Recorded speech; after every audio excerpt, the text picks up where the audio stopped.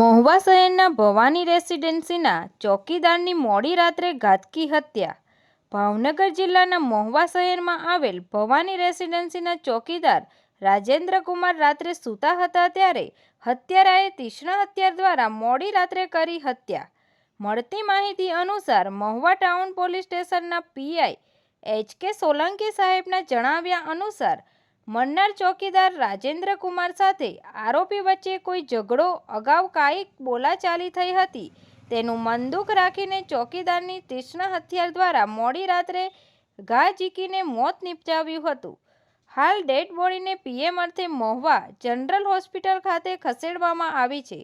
Police દ્વારા હત્યાનો ગુનો નોંધી વધુ તપાસ હાથ ધરી છે તેમજ આરોપીને તાત્કાલિક પકડવાની પોલીસ દ્વારા તજવીજ હાથ ધરી છે.